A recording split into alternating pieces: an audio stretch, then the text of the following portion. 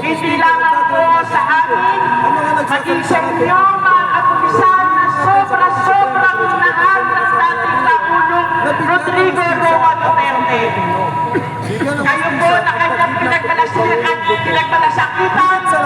kayo na ayaw ng gawing mana sa kera, kayo na lagi na lang ang pinoprotline sa mga ganitong usapin. Ating republika.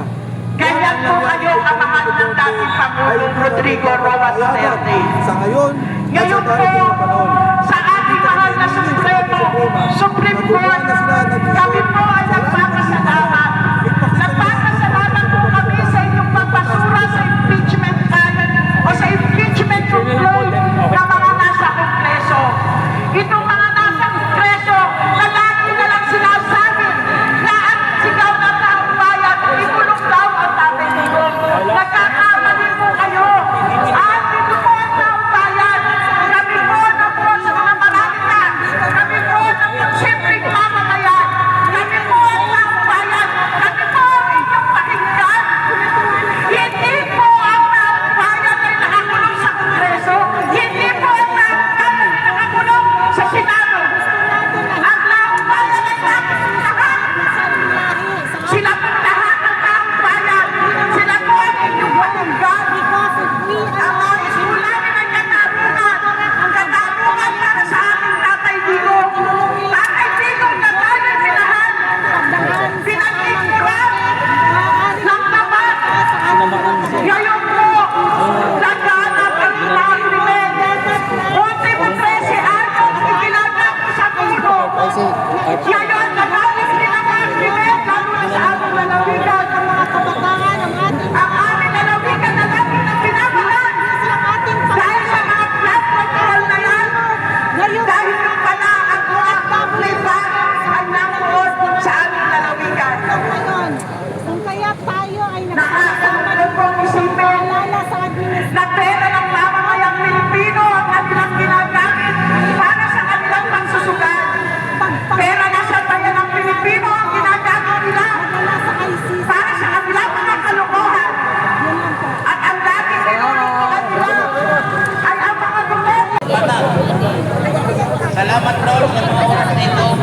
Inihiling namin ang iyong presensya. Nagabayan ko sa inyo. In Jesus' name. Amen. Sa oras na ito,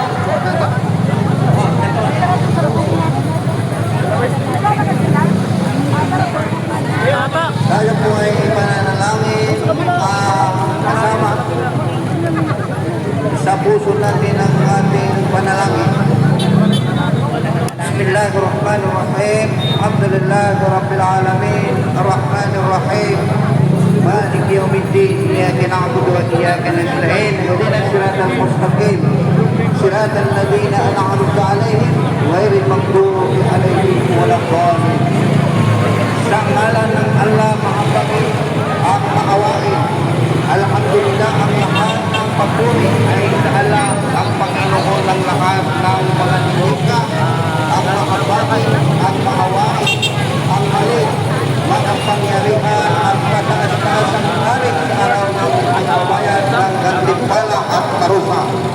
Tanging ikaw lamang po ang aming sinasamba at tanging ikaw lamang po ang aming hinihingian ng tulong. Pagpabayan mo po kami sa matuwid na landas, sa landas ng inyong ginawaran, ng pagpapala, hindi sa landas ng mga umani na iyong buod at mga pagpapaligaw. Amen.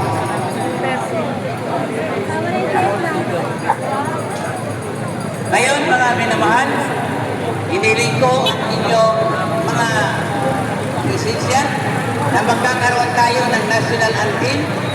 Ngayong hapon, tatawagin ko si Ate Josie. Okay, national anthem po.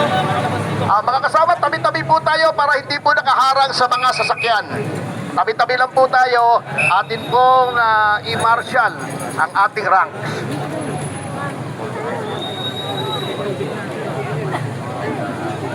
Ilagay po ang kanang kamay sa kaliwa ng ating dibdib. Kayang magiliw, bilas ng silanganan, alab ng puso, sa dibdib mo'y buhay. Lupang hinirang, tuyat ka ng magiting, sa manlulupig, di ka masisiin, sa lahat ng bundok, sa simoy at sa langit mo'y bukaw. May hilangan tula at awit sa paglayang minamahal. Ang kwislap ng wataw at mo'y tagumpay na naglilinig. Ang bituin at araw niyang kailan pamay na magdidiling.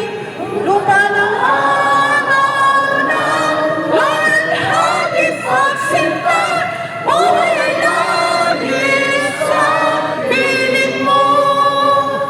Aming ligaya ng pagkainanapit, Ang mamatay ng dahil sa'yo.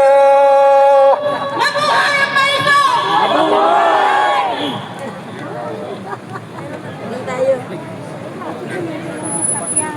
Okay. Nais ko tawagan si Tita Chuchi.